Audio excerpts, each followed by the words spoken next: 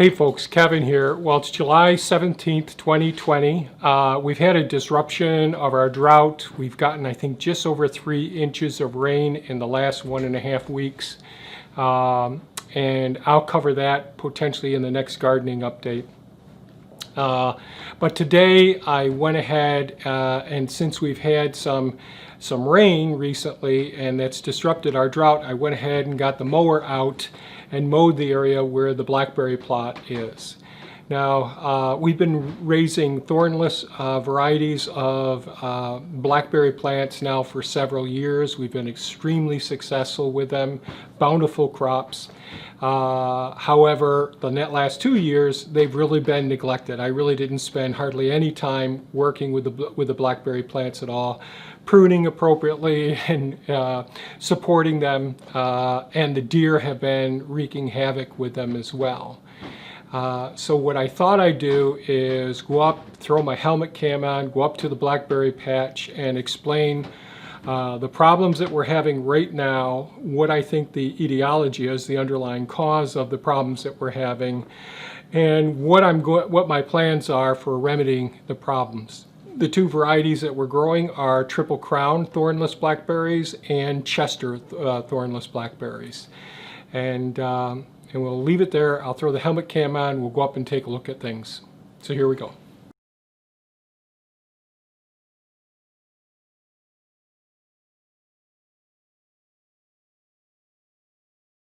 Driveway here, second food forest over there, the house in this area, a greenhouse down there. And today I was able to come up here, do some supporting of the blackberry plants with our double string line on T-posts, electric fencing wire.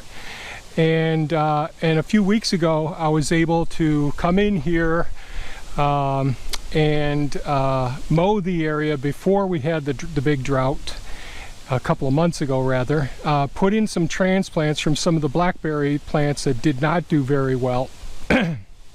And again, this area I've neglected for the last 2 years, and as a result, with the deer being in here, they've really munched some of them right down to the ground level, and they pulled some plants out because they got caught up, I think, during one of the times they got stressed, and pulled some of the plants right out of the ground. At least that's my theory of what happened with some of the blackberry plants. They got dragged across the yard. So I did put the Premier 1 fencing up. This is the deer fencing. They pop right over this with ease. And this is some of the chicken fencing here. So let's go inside. And there's several problems that I've had.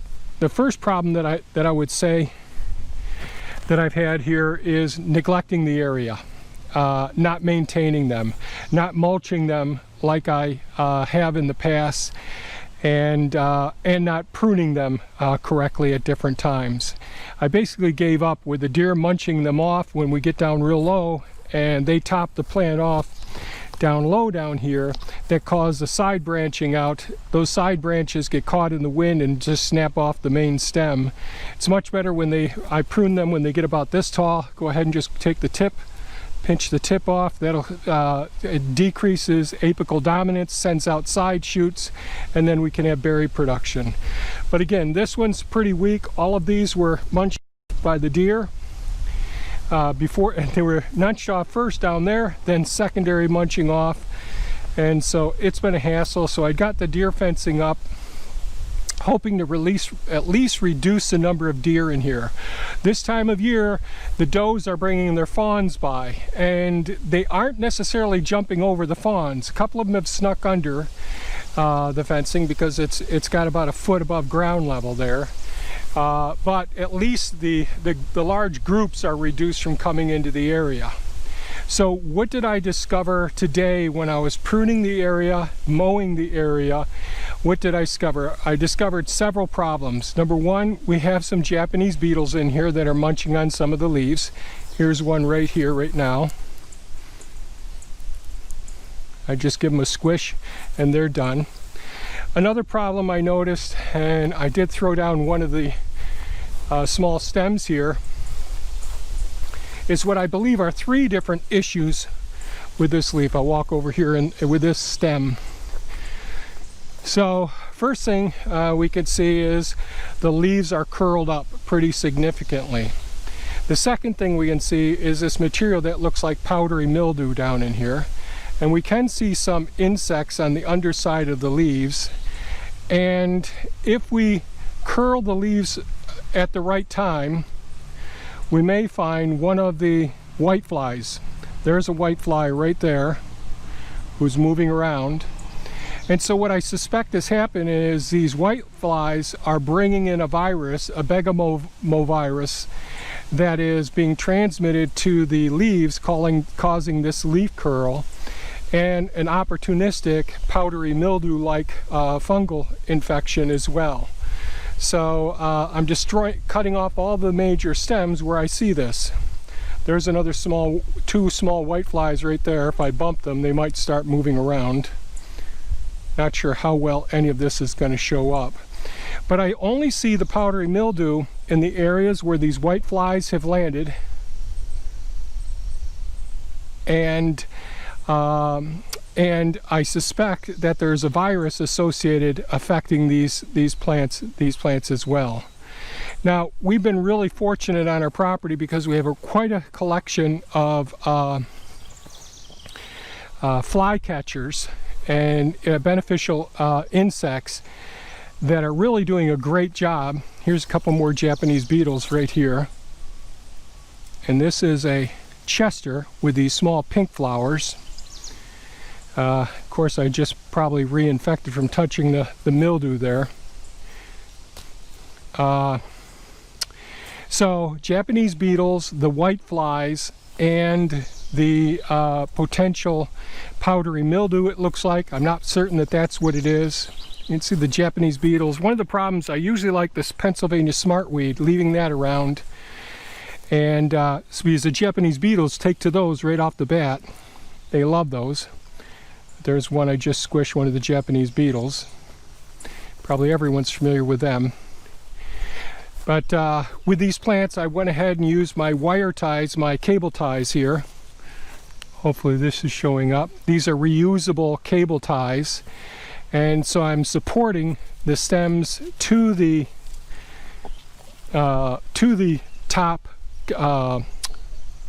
electric fencing wire that's hooked to the T-posts here. And that's how I can keep these pretty much straight up, even if the deer come through and munch on them pretty heavy. A couple more Japanese beetles.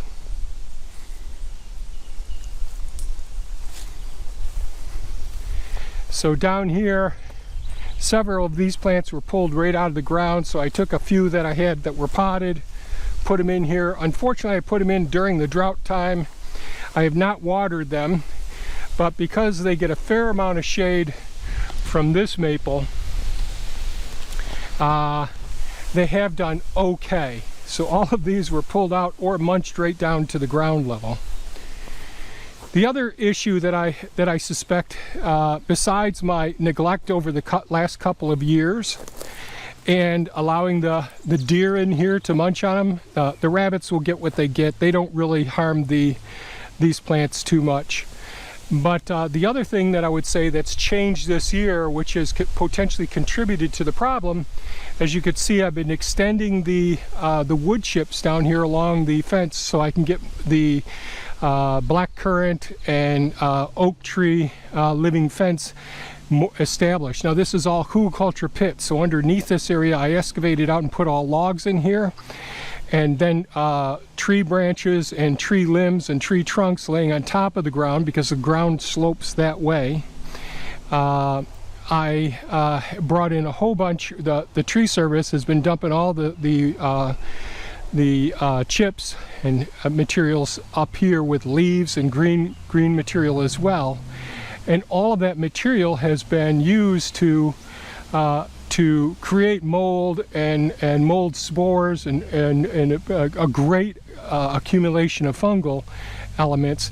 This year, since I've been concentrating and putting so much down in this area, when he comes with these super hot drought days with the moisture in the leaf material, you can see when he dumps it or when I start moving it, the plumes or the clouds of mold spores in the air, and that could be contributing to affect these weakened blackberry plants. So they receive no irrigation, pretty much benign neglect, unfortunately, and you can see they've been chewed up by the beetles quite a bit, but really topped off by the deer. So this is a deer came through, tore this piece off, and that decreases, once the tip gets broken off, that decreases apical dominance, the idea of that plant trying to go taller and taller and taller. And today when I put this one up, I went ahead and topped it so we can get the lateral branches coming out, and they'll produce all the berries. So topping them once they get to 4 foot tall, 4.5, 5 foot tall, really encourages the lateral branches to go out. So here's another area here. I'm seeing some of the leaves looking somewhat curly. So first thing I'm going to do is pick this limb up. Do I see any powdery mildew on this? No, I don't necessarily, but I see these leaves are pretty curled. And I didn't bring my my pruning shears with me since Pepe's just about out of fuel, but I'm just going to take this limb right off, and I'll deal with this. Even though I don't see the mildew, I wonder if this has one of the viruses in this stem. So I'll separate this, break them up, compost them. Lots of Japanese beetles still right here. Let's see if we see any more of the curly leaf, and we see any more of the white flies on these plants.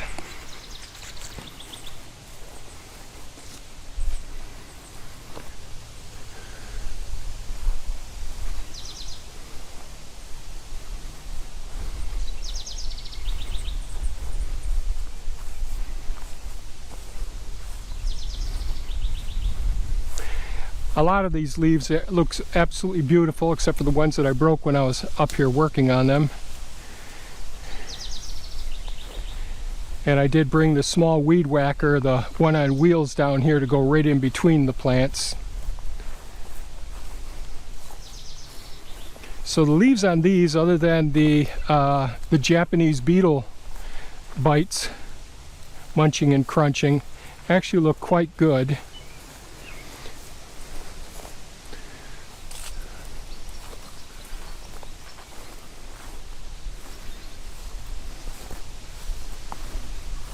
A gum tree here.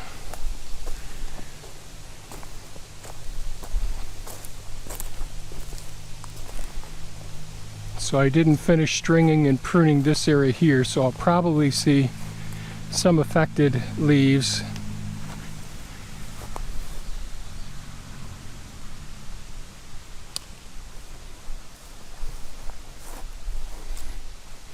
Alright, so here's some curled leaf right here. We'll look on the underside. Yep. So I'll go right down to where this one branches off, take it right off, and we can see what it looks like. And so here are some, these aren't white flies, but you can see these flies and they just popped right off. And are they transmitting that virus, which I suspect? This isn't, I don't believe that this is a result of sucking on the leaves and causing this. I believe that this is a viral transmission to these small white flies, and some of these are rather gray looking. But when I see the leaves looking like this, there's another stem in this one here. So I'm going to go down to this point here, and again, and there's one right there.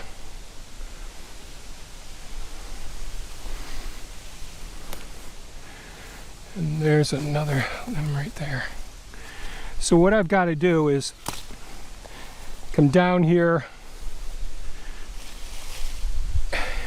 try to make the time to come down into the blackberry patch, go through here, and pick out any of these ones that actually have sustained. Oh, dang it. Where does this one start? back there.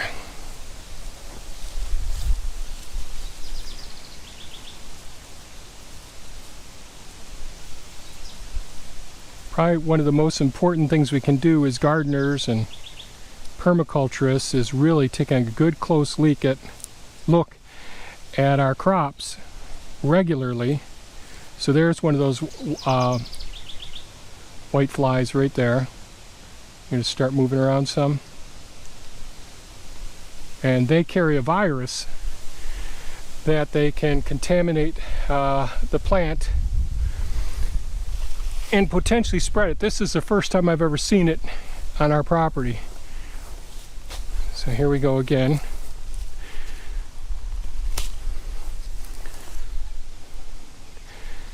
And there's looks like a small cocoon there, but there's one of the white flies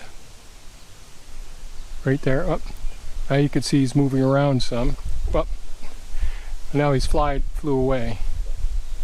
And you can actually see the spots where they were actually setting each one of these, and it looks like powdery mildew right around them. If I see it spreading in these plants, the plants go. But since I'm just learning about this particular insect and the virus, it really merits me monitoring them closely and seeing what develops over time.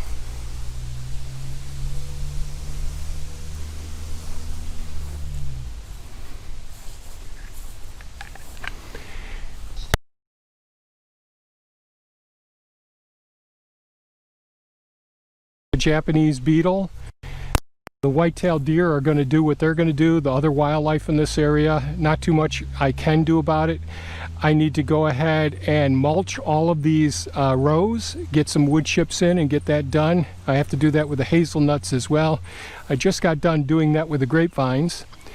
So with fungal diseases like the powdery mildew, can we treat with some baking soda, water, and a little dish detergent? We can.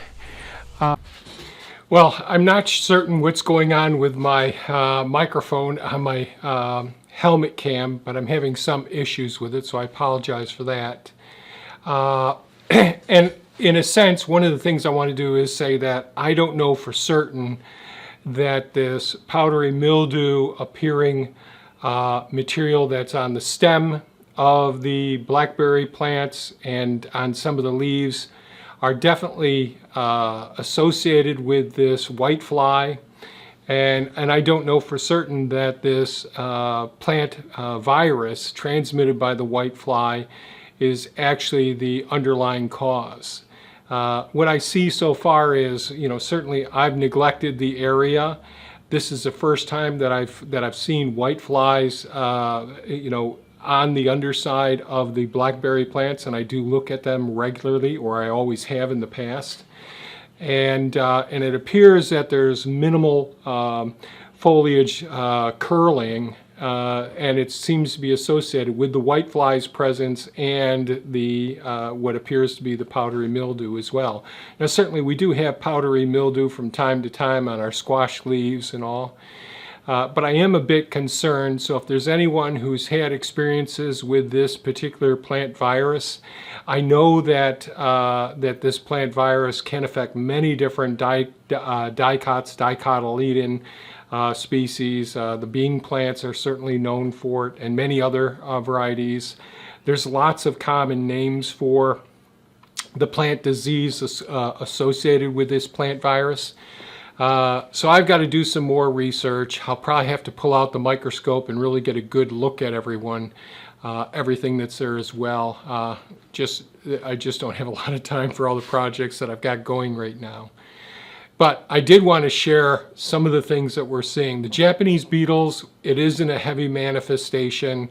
Certainly, keeping some of the Pennsylvania smartweed around, because the Japanese beetles always go to that plant preferentially. But this drought this season, and I just got done doing some mowing for the first time in well over a month because of the drought. you know, I didn't selectively detect the Japanese beetles up in that area, and therefore I didn't preserve any of the Pennsylvania smartweed. But that's one, you know, just hindsight's 2020, and I wish I had thought of that before. So if you have any thoughts, if anyone has any experience with the whitefly and viral diseases, I haven't really experienced those on this property. So far, I've been really impressed with our beneficial insects and the dragonflies and the flycatchers and especially the kingbirds, the jobs that they've been doing keeping control of our pests. Very few pests that I've seen on the plants. But when the flies actually get on the underside of the leaves, even the cabbage moth, which seems to be pretty well controlled here at this point, but you know, that's just one of the ways that this whitefly can get the upper hand on me. So I'm going to have to at least once a week take some time, go up there and make sure that I'm not getting an expansion of this problem. As you could see, those whiteflies took off and they're going to land someplace and potentially continue to transmit the virus. And I don't know much about the virus as well, how rapidly it can go through the plant and whether it become a systemic infection or if it's just going to be on the limbs that I'm pulling off that seem to be affected. So these are all things to think about. These are my experiences thus far, and it merits more investigation. So if you have any thoughts about it, please leave them in the comments below. Greatly appreciated. If you found this video of value, please give us a thumbs up. Share it with your friends, folks, and have a great day. Bye-bye now.